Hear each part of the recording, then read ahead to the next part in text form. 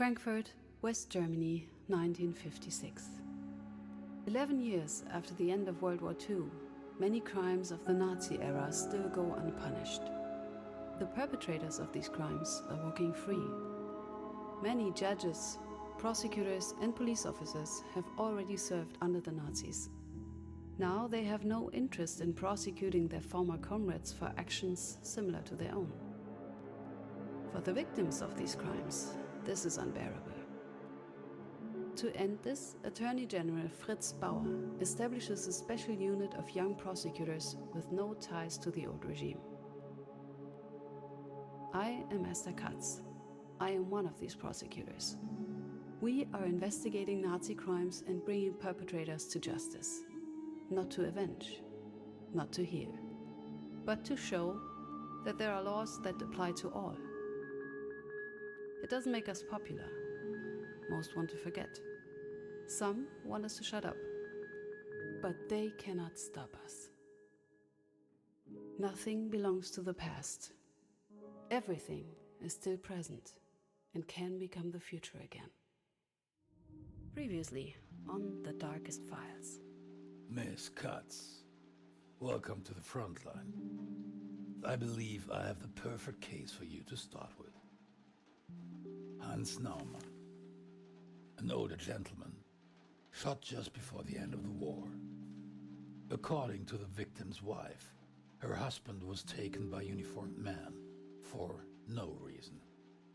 I suggest you invite the widow to give a statement. Mrs. Naumann just arrived. I showed her to the conference room. I know it's not easy, but please take me through the day your husband was taken. It was in April 45, only days before the Americans came. Hans was upstairs when the doorbell rang. There were two men. Hans came down and asked them what they wanted. Then everything happened so fast. The small one said they'd let him go if our son would turn himself in.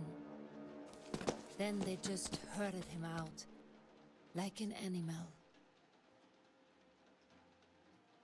This was the last time I saw him alive. Hans was innocent. They killed him, and that's murder, no matter what they call it. Please, Miss Katz, will you find the man? Paula, I need you to invite a potential witness. Of course. Who should I reach out to? Please invite Mr. Kiebitz.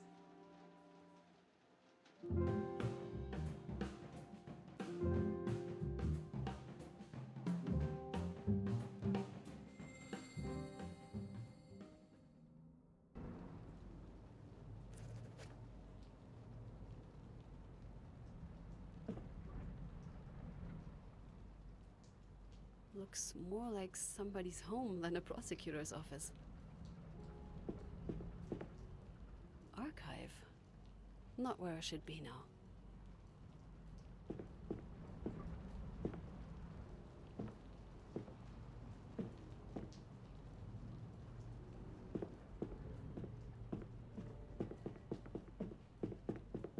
Good morning, Miss Katz. Miss Katz, is there anything I can do for you?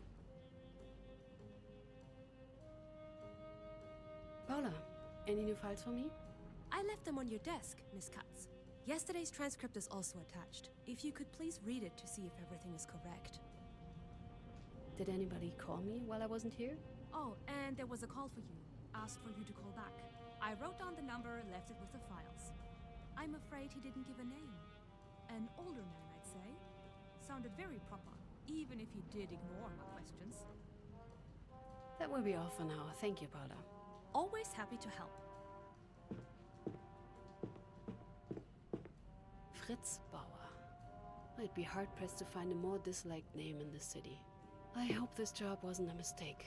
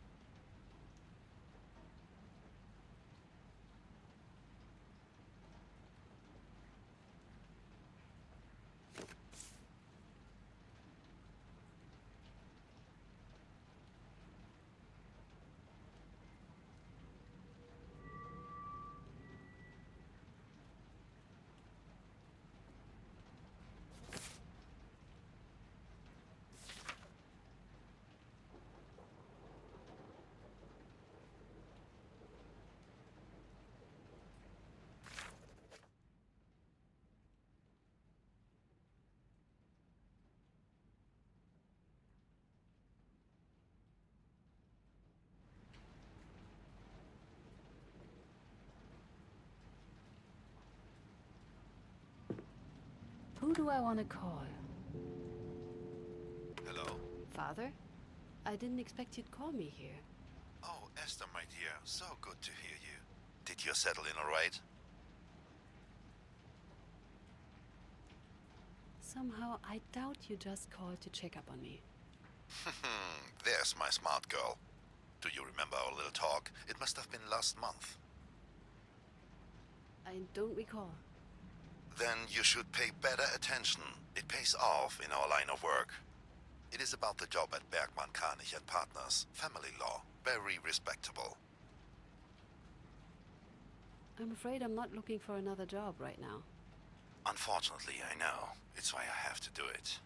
Esther, let me be very frank with you. I'm proud of you. I really am. A prosecutor at your age, with the view on women on our line of work being what it is, I'd have to be a fool not to. But your mother and I, we are worried. Do you have any idea what they say about Bauer? He's one of the best prosecutors in the country with a spotless record. Just as I feared. You must broaden your horizons. Read some other magazines, perhaps. Listen to your father. Leave. Nothing good will come from this. I make my own decisions now, Father. No, Essie. I must apologize. I did not mean to get so passionate about this. I'm just worried. You don't know how important one's reputation is. And if people start to associate you with that man, I just want what's best for you, Essie. I know, Dad. I'm proud of you. I know I already said that, but I really am. Like you can't imagine.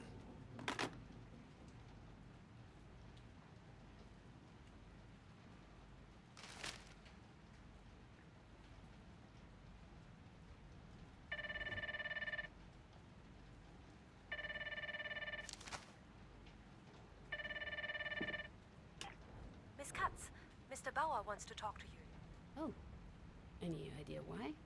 I am sure he just wants to hear the latest update from you. He also said he wants to make sure you are properly prepared. Properly prepared?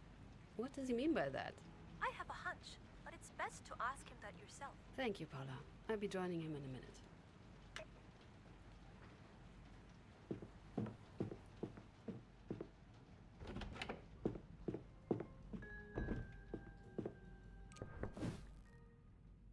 Hello, Miss Katz. Any news regarding the Naumann case? And quite surprising ones. As it turns out, he wasn't even supposed to be arrested.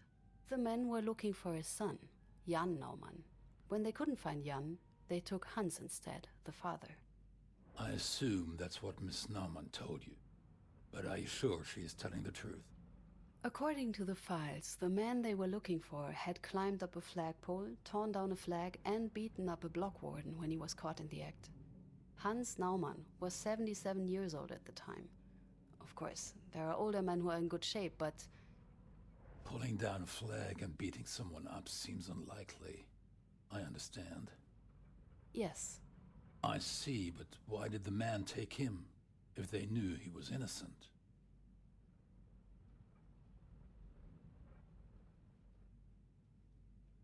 According to Mrs. Naumann, they took him as a hostage. They were hoping his son, Jan, would surrender once he learned that they had his father. Highly illegal, even back then. Not uncommon, though. But why did they shoot the old man?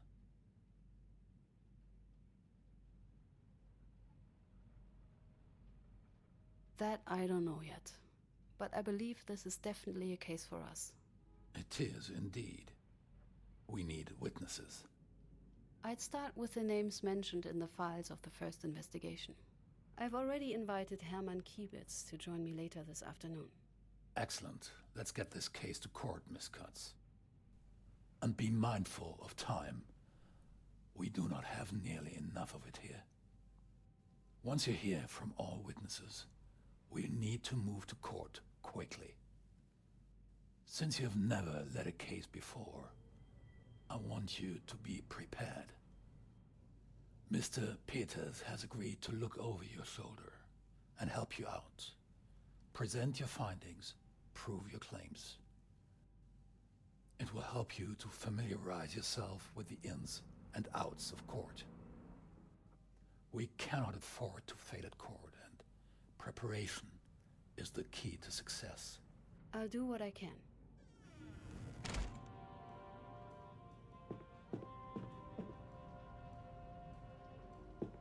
I should meet with Peters.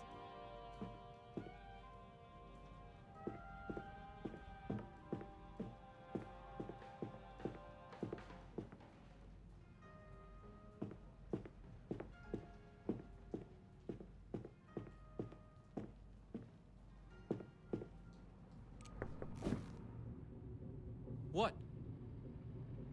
And hello to you too. Right. Sorry. Mr. Bauer told me we should work together. Right. The court preparations. Paula has already given me the protocols of yesterday's interrogation. I haven't got around to reading it yet. But there is no point discussing it before you've met the witnesses anyway. Peters, Cards? thank you for thinking I'm a total beginner. Oh, you're welcome. Someone has to do it, since Mr. Bauer apparently overestimates your abilities. And while we're at it, don't forget to bring some evidence. I don't want us to improvise the whole thing. That's obvious, Peters. Good. As soon as you think you're ready, come by and we'll get it over with. What does she want now? Yes, Paula. Excuse me, Mr. Peters, but I have a message for Miss Katz. I'm listening, Paula. The witness you asked me to contact, Hermann Kiebitz, just arrived. What was your impression of him? Ordinary man. A bit, how do I say this best without seeming unprofessional? If you two could stop chatting, some of us need to get back. Unpleasant. I think that's the right word. Unpleasant. Thank you, Paula. I'll be right with him.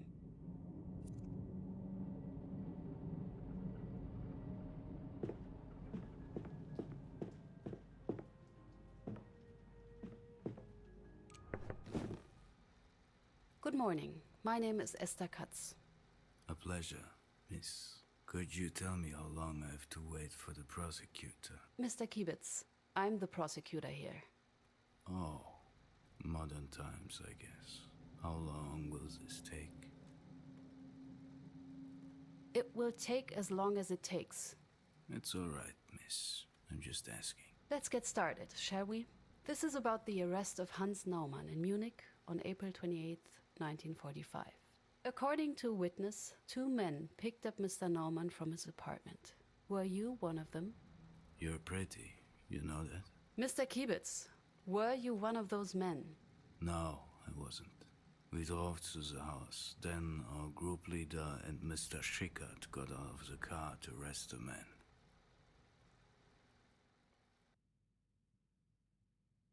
Then they tossed the old man into the car and headed to the district office. The district office. Where was it located? We just had moved it into the basement of an old brewery, still stuffed with beer bottles and barrels. District Leader Schwarz came out and gave the command.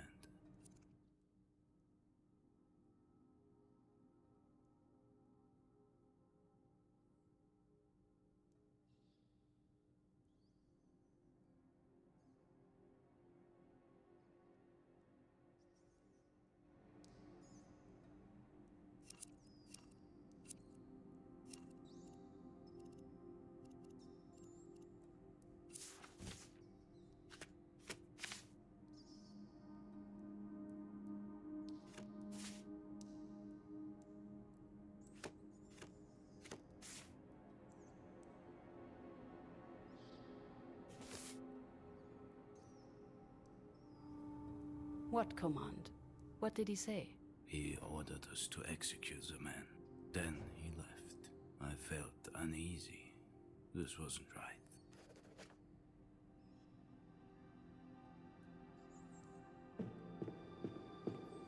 We followed Group Leader Falkman to the cell. There was tension.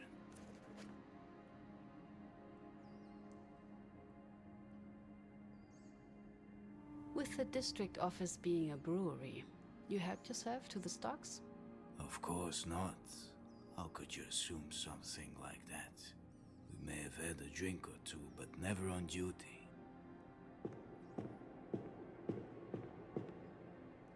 What were your local group's responsibilities in the very last days of the war?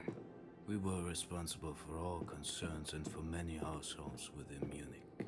Above all, we tried to eliminate insurgencies. This must be the cell. Was your local group in contact with other local groups? Just in Bavaria, there were 28 local groups. We were in constant contact with them. We all entered the cell. Could you describe the cell? Very basic. Mattress, window, chair.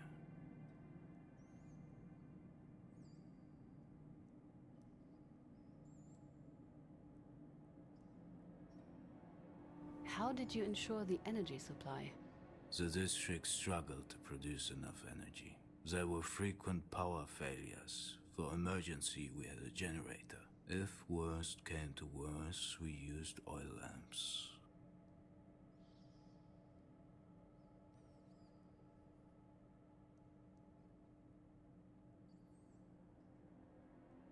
What was Mr. Faltman doing? Group leader Faltman seemed to hesitate. He shared my concerns about killing the old sod. He told us to wait.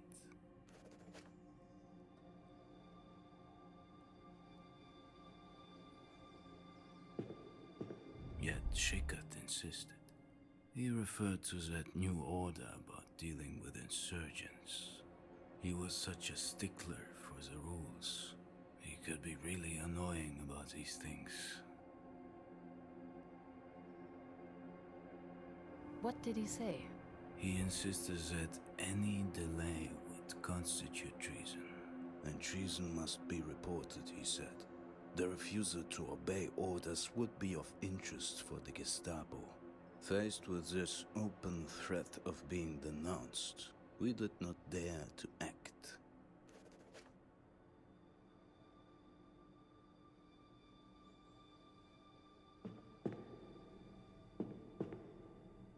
Were the compartments prepared to host prisoners? Kind of.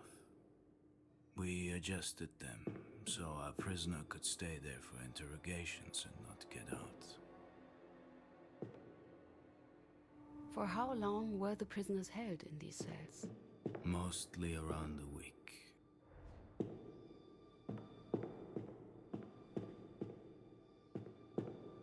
The tension was strong. Group leader Faltman ordered us to wait once more, but Schickert drew his gun and shot him.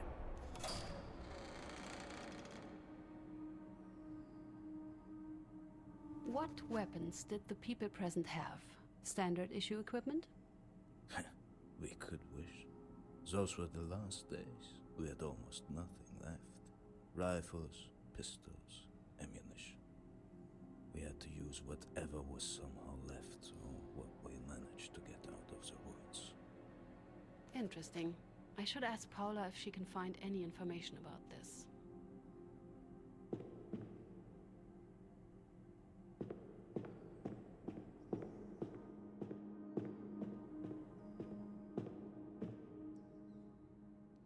They must have had petrol to run the generator, or to destroy evidence.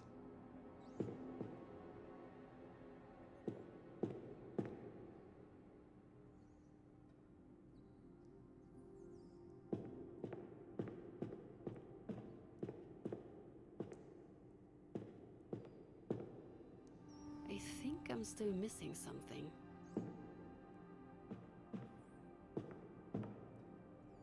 Were there any other prisoners at that time? Obviously, yes. We had to put the traitors somewhere. We adapted part of the storage rooms as cells. Why did you relocate the office? Because of a big air raid. We wanted to be underground. We also thought it would be safer. How did Mr. Schwarz's office look like? Quite fancy given the circumstances. Leather chair, massive oak desk. District leader Schwarz cared about showing off.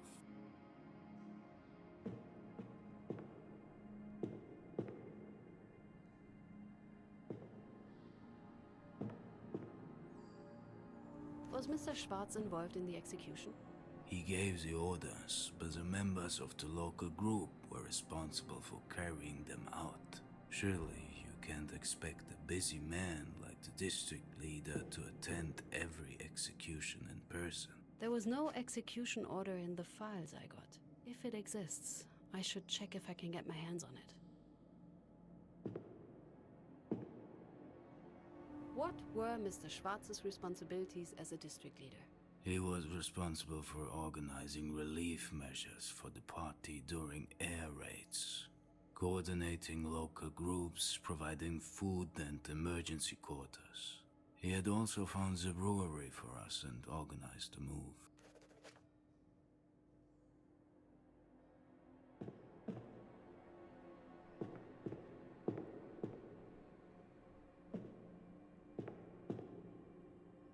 Did Mr. Schwarz even get to see the victim, Hans Naumann? Not entirely sure.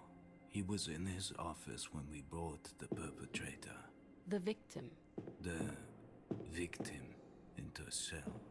If Schwarz didn't see the victim, did he know they had the wrong man? What did he know?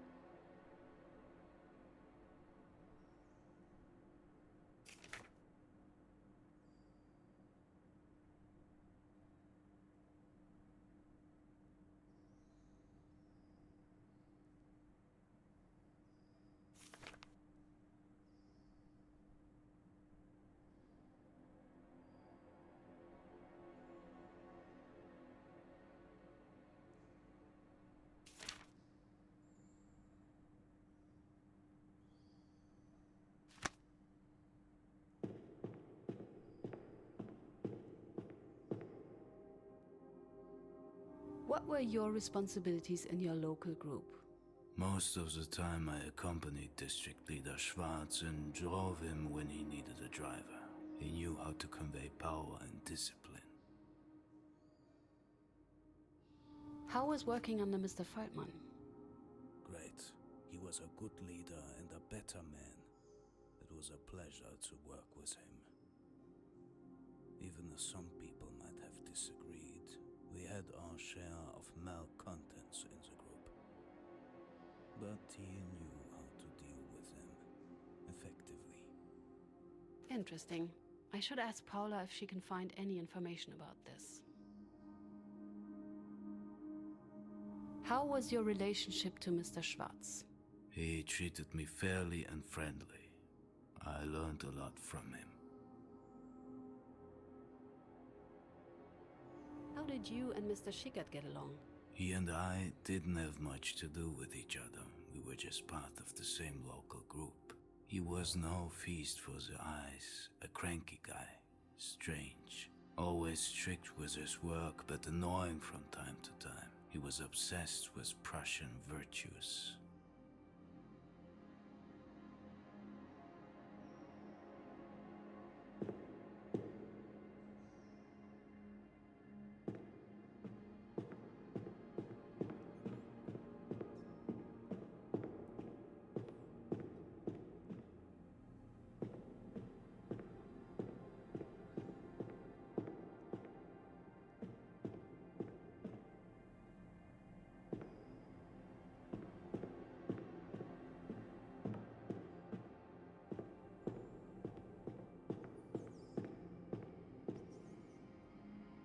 I can still hear the sirens in my head.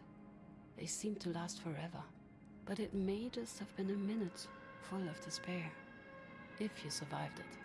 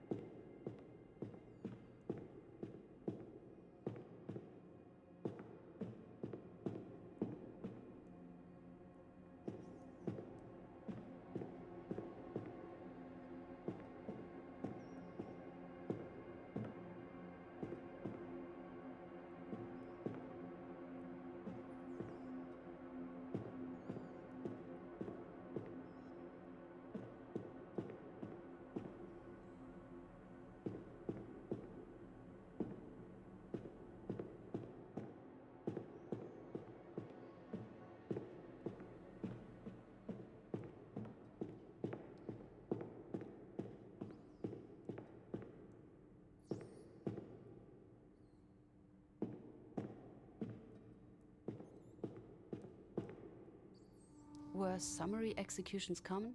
In those days, yes.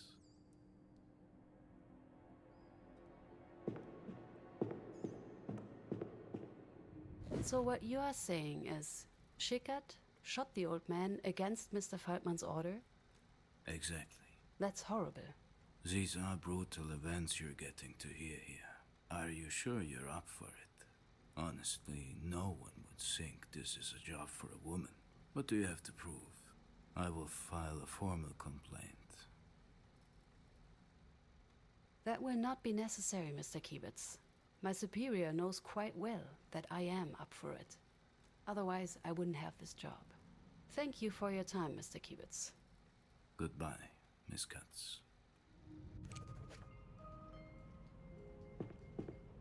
If you have a moment, I have something for you. So, I've done some digging beforehand Yes? and found something potentially useful for you. The brewery's blueprint. I put it in your office on the corkboard. I thought it might help you to have more of a physical understanding of the crime scene.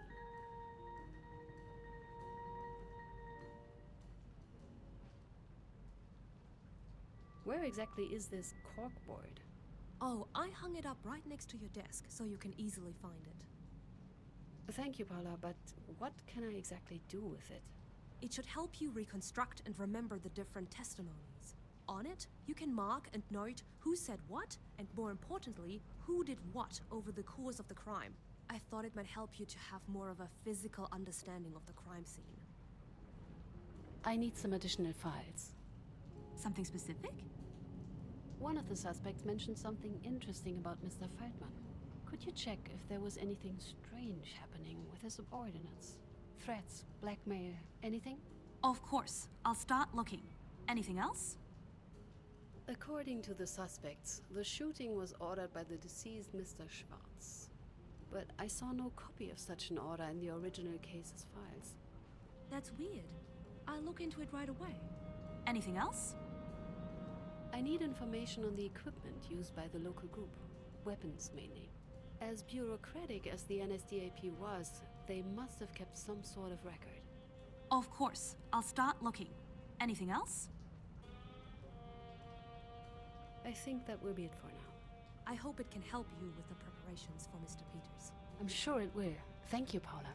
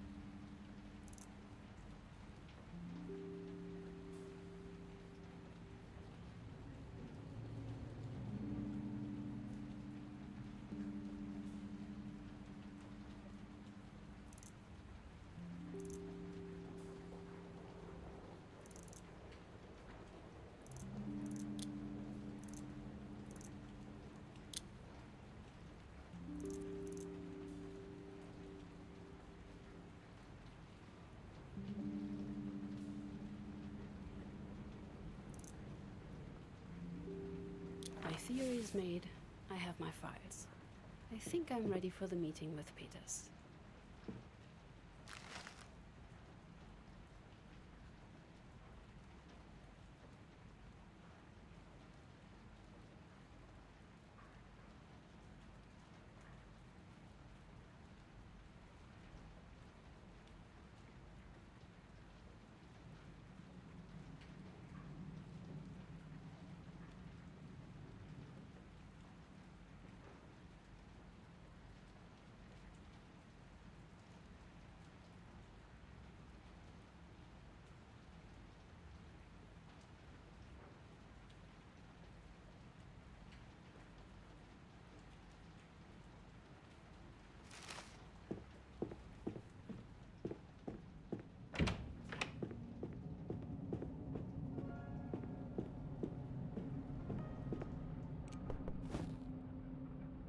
Honorable Miss Cutts, would you be ready then? I think so. How are we going to do that? I will act as defense and court, and you will do your part. But have you studied the case well enough to actually help me here? Yes, I did. Some people have to take their work seriously, you know. Anyway, you present your prosecution, support your conclusions with evidence, and win the case. And I'm trying to stop you from doing just that. Should be a piece of cake. For one of us, at least.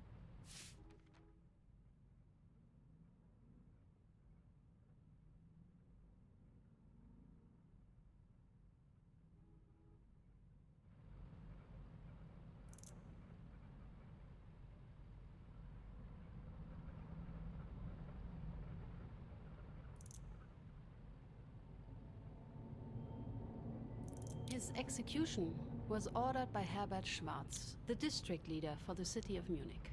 As the highest-ranking person involved, he bears the main responsibility for Mr. Norman's death. Mr. Schwarz is unfortunately deceased and as such cannot be tried. This does not, however, absolve his subordinates of their culpability. Objection. According to the witness statement, it was Mr. Schickert who gave the order. Can you support your claims with meaningful evidence? Certainly, Mr. Chairman. If you would take a look at this.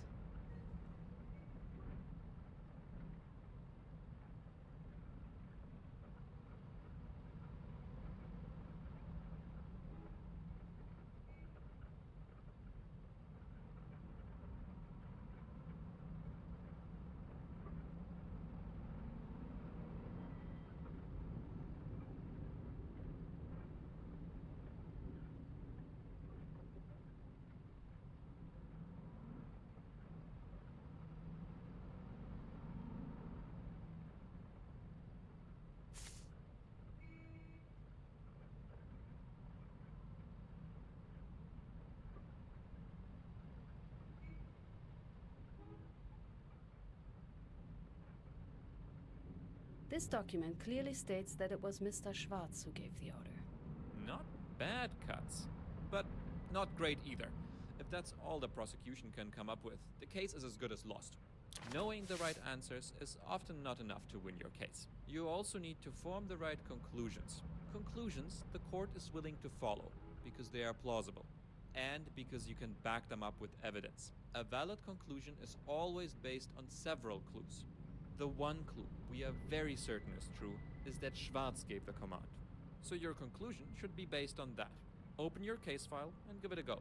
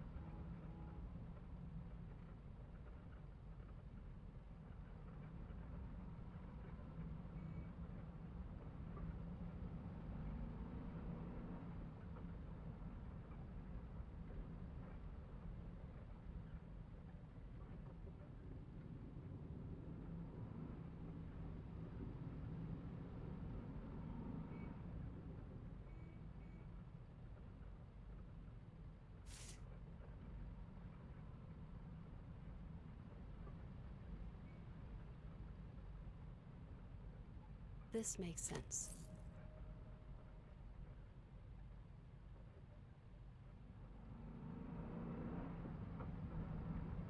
I think I got it. Shoot.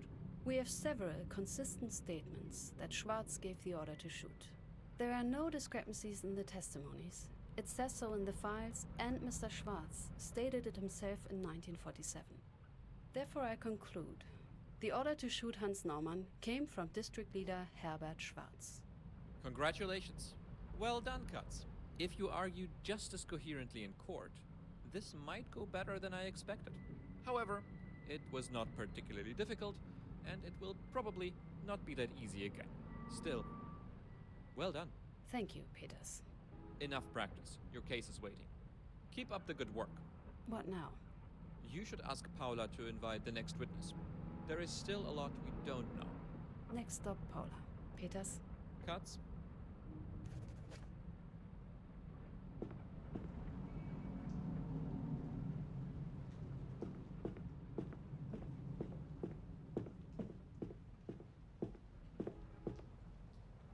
Miss Katz, how can I help you? I need you to invite a potential witness. Of course. Who should I reach out to? Please invite Mr. Schickert next. We'll reach out immediately. Oh, and there was a letter for you. I left it on your desk.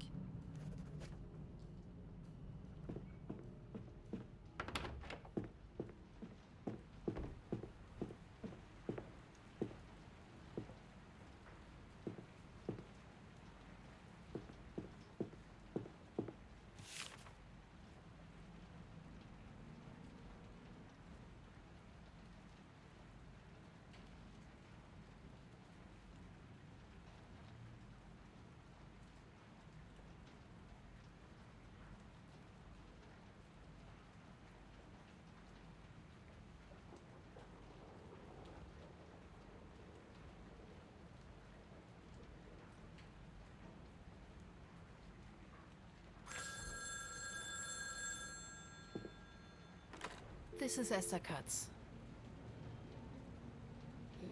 Hello? Whatever Kiebitz told you, don't believe it. It's all a lie.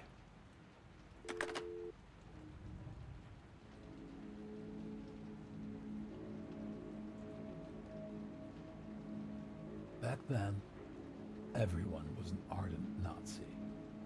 Now they all claim to have resisted, doubted, hesitated, to have said no. Trouble is, somebody must have said yes.